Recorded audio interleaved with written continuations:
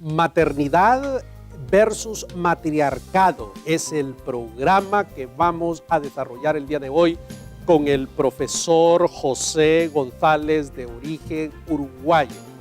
El profesor González ha escrito un libro sobre el tema del matriarcado y el machismo en América Latina, un libro extraordinario. Y ahí vamos a ver una serie de conceptos y de principios arraigados en la cultura de todo este continente, válido desde México hasta la Patagonia, que a usted le va a interesar como pastor, como líder, como mujer, conocer algunos aspectos propios de nuestra cultura y de nuestra idiosincrasia, que tiene su origen evidentemente con la colonización y de las etnias de las cuales nosotros venimos. Así que este programa es altamente educativo y usted por ningún momento debe perdérselo. Acompáñenos pues en esta jornada con el profesor González.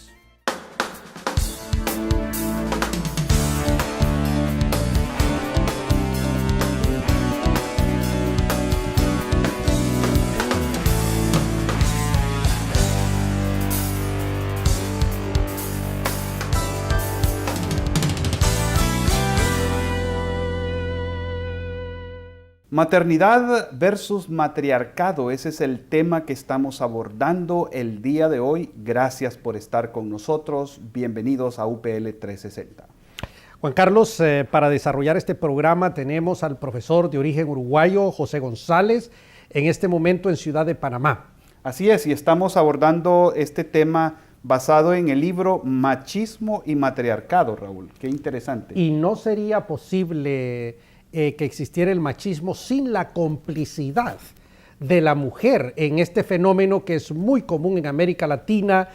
Este programa realmente promete ser algo exquisito. Así es, y obviamente para poder entender lo que usted está diciendo, tenemos a un experto sobre la materia que se ha dedicado a hacer investigación sobre el tema. Y bueno, nos encantaría pues que abordáramos y fuéramos ya en materia. Es correcto. Vamos a una pausa primero. Usted está viendo UPL 360 y regresamos.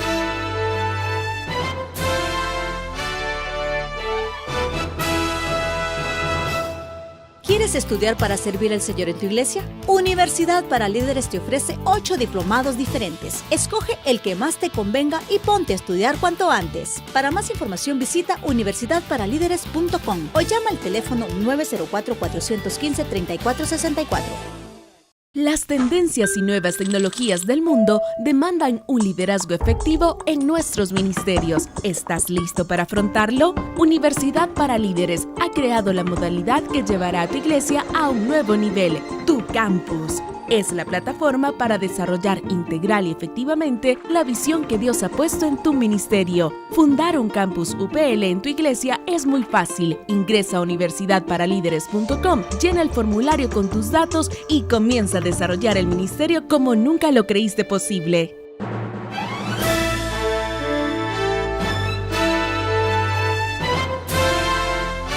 Qué bueno que está con nosotros en UPL 360, el programa que aborda temas latinoamericanos de suprema importancia.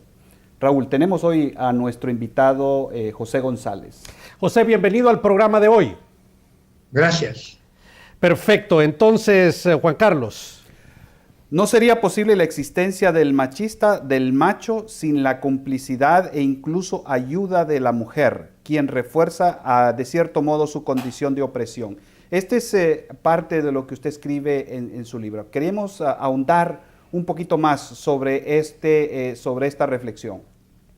Bueno, como el machismo es un patrón relacional entre hombres y mujeres, tiene que haber un acuerdo entre ambos de que las cosas deben ser así, si no, no se sostendría. Si la mujer confrontase a su marido y le dijese, no, esto no es permisible, esto no es admisible en nuestra relación, él se vería obligado a recapacitar y tendrían que renegociar su relación. Pero en la inmensa mayoría de los matrimonios ya existe un acuerdo previo de las cosas son así, la vida es así, la sociedad es así, nuestra crianza ha sido así, y por tanto ambos acceden a ese acuerdo y lo viven lo mejor que pueden. Sí, eso es completamente cierto. Hay mujeres que asumen el adulterio de su marido. Dice, los hombres son así. Eso es lamentable. José, definamos qué es matriarcado. Matriarcado es un sistema de gobierno en el cual la mujer gobierna su hogar, gobierna a sus hijos y, si puede, gobierna a su marido. ¿Cómo está relacionado entonces la maternidad y el matriarcado y el machismo, si vamos a combinar esta trilogía? Bueno, la maternidad es una cosa muy diferente. La maternidad es la vocación sublime de la mujer de llegar a ser madre, de engendrar, criar hijos para Dios. Es un precioso llamado, una vocación noble y totalmente encomendable.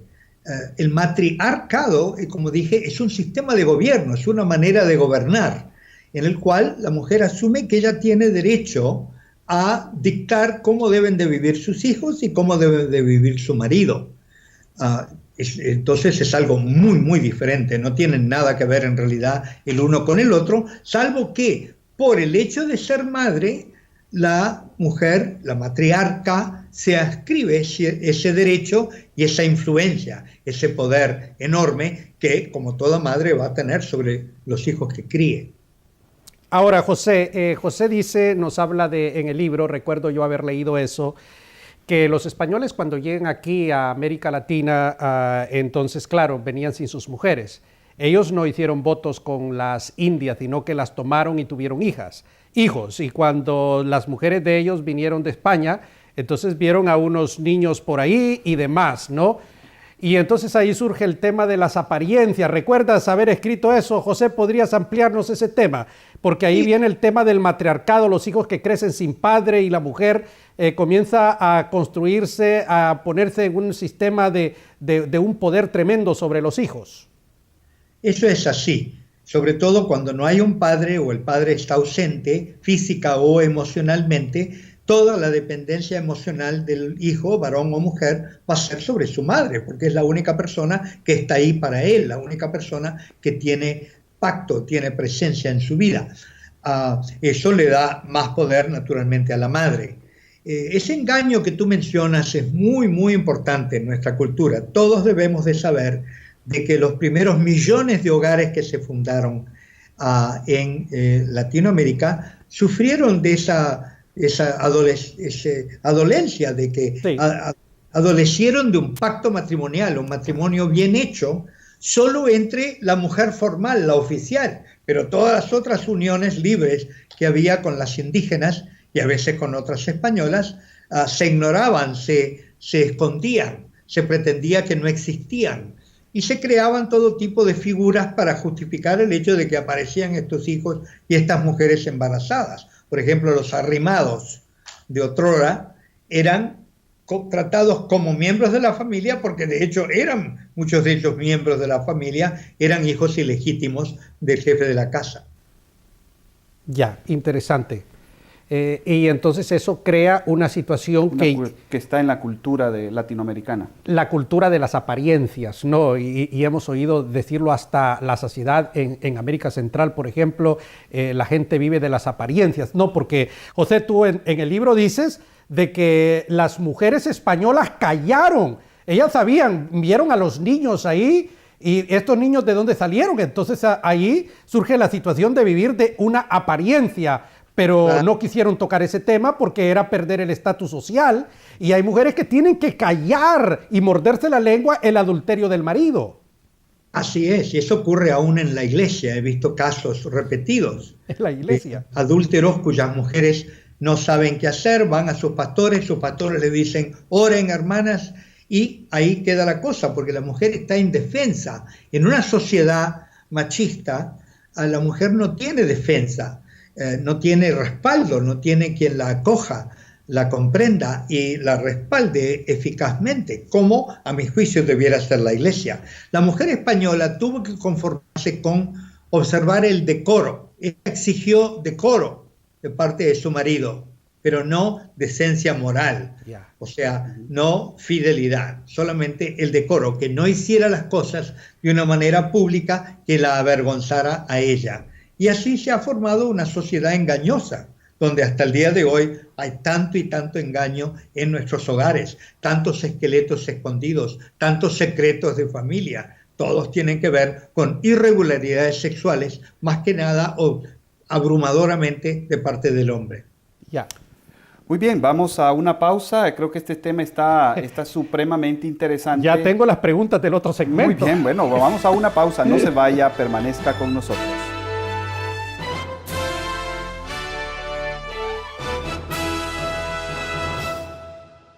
¿Quieres aprender a predicar el Evangelio? Este ya no es un problema. Universidad para Líderes ha creado el Diplomado en Predicación y Elocuencia. 4 cursos prácticos que te convertirán en un predicador elocuente. Para más información visita universidadparalíderes.com o llama al teléfono 904-4153-464.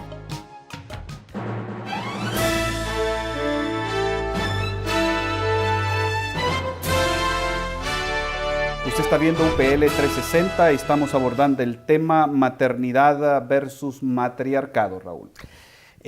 José estaba diciendo unas cosas muy interesantes que me llamaron la atención. Una mujer que está sufriendo una situación de esta naturaleza va donde el pastor dice y el pastor le dice, oremos.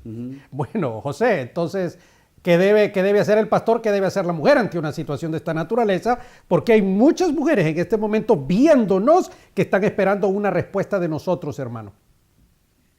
Pues la iglesia debe de tomar el papel que le corresponde en la vida de las familias cristianas. Si se trata de familias cristianas, entonces el pastor tiene que llamar a cuentas al marido y tiene que examinar, junto con las otras autoridades de la iglesia, qué es lo que está pasando, porque una acusación no es lo mismo que una confirmación de una conducta indebida, un pecado, una infidelidad. Pero usualmente el hombre no quiere hablar del tema, tú lo sabes, y no quiere ir donde el pastor a una consejería. ¿Qué hacemos en un caso así?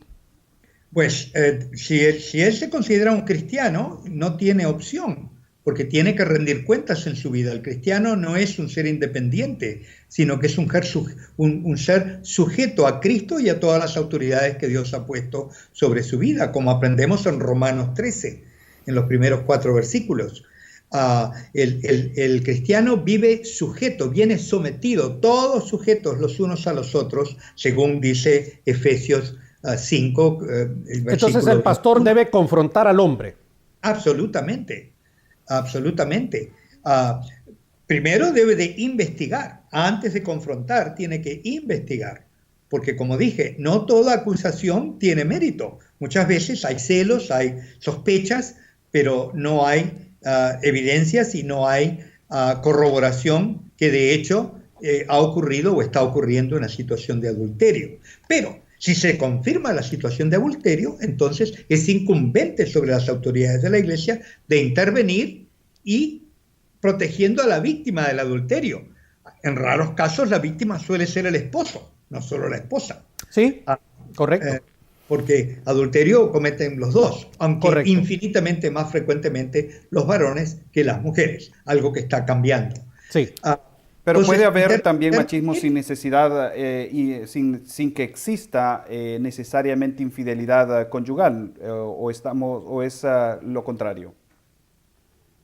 No, yo creo que si hay una queja, si una esposa o un esposo viene a su pastor a acusar a su consorte, su cónyuge, de que está viviendo una vida de adulterio, el pastor y la iglesia deben de investigar a ver si eso es así. Y si se confirma que es así, deben de intervenir en defensa de la víctima, la persona que está siendo ofendida, ultrajada por la conducta de su consorte.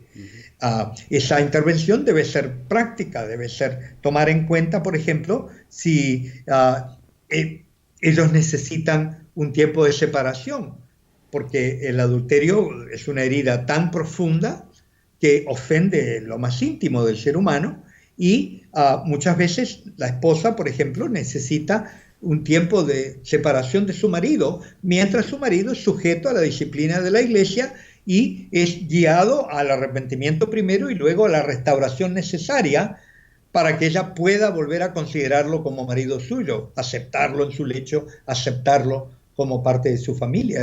El adulterio es un pecado muy serio, rompe el pacto matrimonial. Sí, lo es. Una pregunta, ¿cómo el matriarcado distorsiona los roles del hombre y la mujer? Ya dijimos que el matriarcado es el gobierno de la mujer. Entonces, sí, ¿cómo esto distorsiona el rol, el papel que Dios le ha dado al hombre? Bueno, primero, en el hogar no cabe duda de que el hombre es cabeza de la mujer, según lo enseña la palabra, lo cual quiere decir que él es el más responsable de los dos. Dios le va a pedir cuentas a él de lo que pase en su casa. El que hace las decisiones finales es él. Eso no quiere decir que no consulte, no quiere decir de que no tome en cuenta la opinión y la sabiduría que Dios le ha dado a su mujer para poder hacer decisiones sabias, porque sus decisiones van a afectar a todos, empezando con su propia mujer. El matriarcado, cuando asume que la mujer es la que va a tomar las riendas de la casa y va a hacer las decisiones, viola ese orden familiar, que es un orden bíblico. Además, el hombre que acepta vivir bajo el control de su mujer es un hombre que se desmerece a sí mismo, es un hombre que daña su propia identidad, su hombría, y está haciendo un ejemplo, dando un ejemplo terrible para sus propios hijos, porque no está ejerciendo el sacerdocio que Dios le ha dado de ser esposo de esa mujer y cabeza de ese hogar. Muy bien, producción dice que debemos ir a una pausa, Juan Carlos. Así es, no se vaya, permanezca con nosotros, que este tema está supremamente interesante.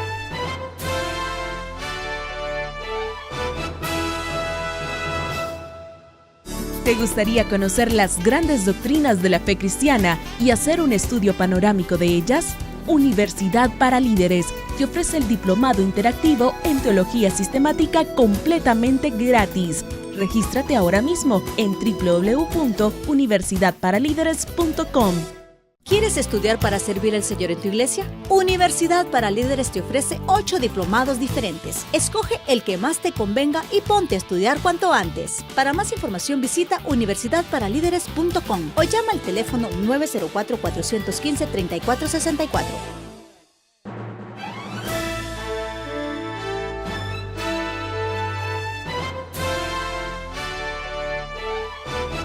Qué bueno que está con nosotros, UPL 360. Juan Carlos, estamos hablando aquí de matriarcado versus maternidad. Así es. Tenemos como invitado a José González y él ha estado abordando este tema de una manera magistral. Y ahora, hay un detalle, Juan Carlos. Aquí él está diciendo que el tema de que el matriarcado no es bueno. El hombre debe ejercer su papel por su dignidad y ese tipo de cosas. Pero ¿qué pasa cuando la cuestión de personalidad no le ayuda al hombre a tomar ese papel? Ese es bueno, preguntémosle a nuestro invitado. Porque conocemos casos, muchos casos, yo conozco varios casos, donde el hombre no funciona como... No le da, y entonces ahí, stricto sensu, debe haber un matriarcado, y sabemos que esto viola un poco ese principio, pero hay excepciones a la regla. Veamos qué nos dice José sobre esto. Así es. Pues mire, para eso el Señor nos ha dado una ayuda idónea. Ninguno de nosotros es perfecto. Todos nosotros tenemos falencias, unos de una manera, otros de otra. En ese matrimonio hipotético que ustedes postulan, de un hombre que carece de la personalidad... Bueno, es que conocemos varios casos, no es hipotético para nosotros, José. Bueno, perfecto. En ese caso... estamos hablando de un matrimonio cristiano, uno que se sujeta sí, algunos son y algunos otros no son. Bueno, hablemos de los que sí son, porque ahí tenemos reglas escritas, okay, por las cuales todos concordamos que nos llevamos, ahí tenemos un acuerdo. En ese caso, la esposa que se casó con ese hombre, que sin duda se había dado cuenta de que el hombre tenía esas falencias, tiene una tarea por delante de ayudar a su marido, como ayuda idónea que es, a crecer en ello. Ella tiene que decir, como decía Pablo, yo tengo que decrecer para que él pueda crecer. Tienen que ambos concordar en que esto es algo que debe de ser tratado, debe de ser cambiado y que van a trabajar juntos. para que cambie. Entonces, ella va a buscar ocasiones, por ejemplo, de practicar con su marido cómo él va a ser el líder del altar familiar en la familia. Pueden leer ellos juntos la palabra, pueden planear qué es lo que se va a hacer, y ella le da a él el papel preeminente para que él lo haga, habiendo ya practicado y vaya adquiriendo confianza, se vaya acostumbrando a ejercer el liderazgo espiritual en esa manera en su familia. Ese es un ejemplo muy sencillo. En otras cosas, puede que ella tenga que abstenerse de ejercer el liderazgo que ella naturalmente tiene y puede ejercer. Por ejemplo, pagar las cuentas o hacer decisiones. Puede que ella tenga que ir a su marido diciéndole: esposo, esta cuenta va a haber que pagarla para tal fecha, y yo te voy a entregar a ti esa responsabilidad porque tú eres el jefe de esta familia, tú eres el que gana nuestros ingresos y te corresponde. Por lo tanto, yo te lo voy a recordar, voy a orar para que no te olvides, pero no lo voy a hacer, sino que voy a dejar que tú lo hagas. ¿Ves? Esa es una manera apacible y complementaria de vivir la complementariedad, que es lo que todo matrimonio cristiano debiera de vivir. Ahí la mujer tiene que ser altamente sabia. Sí, ¿no? definitivamente. Hay una realidad, José, que hemos estudiado en las cifras del Pew Research, que es una organización que hace investigación en las iglesias, arroja que de los divorcios que existen en Norteamérica, 75% corresponde a los cristianos y el resto a otras religiones. Bajo ese escenario, ¿qué esperanzas tiene la familia cristiana? ¿Será que nosotros más bien estamos promoviendo el machismo, el matriarcado, al tener esas cifras escandalosas de divorcios? No, esas cifras que tú cifras no son correctas. La diferencia resta en cuál es la definición de cristiano. Sí. El mismo Instituto Pew, cuando examina cristianos cuya conducta corrobora el hecho de que tienen una profesión cristiana, no es solo una profesión, sino que creen en valores cristianos, creen en la autoridad de la Biblia, practican su cristianismo, por lo menos en cuanto a participar en cultos religiosos. Esa gente tenemos una tasa de divorcio muchísimo menor que la del promedio de la ciudadanía. Ahora, si las cifras que tú dijiste son de que el 75% de los divorcios pertenecen a cristianos. Bueno, 20% pertenecen a católicos. Me llamó la atención que el porcentaje mayor entre iglesias conservadoras de los evangélicos se encuentran entre los bautistas, 14%. O sea que estamos hablando que alrededor de 50 y tanto % es la cifra en el ámbito evangélico. Por eso te digo de que depende de cómo definas tú el ámbito evangélico. Si tú le preguntas al hombre de la calle qué es y te dice yo soy protestante o evangélico, eso no quiere decir que vive su fe. No, pregúntale cuántas veces fue al culto en el último mes. Pregúntale si cree que la palabra de Dios es inspirada por Dios. Claro. Tienes que hacerle varias preguntas para determinar si se trata de un cristiano vivencial que está viviendo su cristianismo. Y que ese es el otro lado de la moneda. José, muchísimas gracias. Producción dice que se nos ha acabado el tiempo, Juan Carlos. Y queremos invitar a nuestros televidentes para que adquieran el libro Machismo y Matriarcado, que puede ser adquirido en semilla.org. Exactamente, o Amazon, ¿no? Y a usted puede conocer más de este tema. Extraordinario programa, conceptos interesantísimos que quizás usted o yo nunca nos detuvimos para analizarlos, para ver los detalles y los ángulos que el profesor González ha expuesto en esta magnífica intervención que ha habido el día de hoy. Qué bueno que usted nos ha acompañado. Recuerde que en nuestra página web de universidadparalíderes.com hay más información y que en YouTube usted puede utilizar este material para educación de su iglesia. Es muy importante educar a los miembros de nuestras iglesias con estos conceptos altamente interesantísimos que nos ha mostrado y enseñado el profesor González.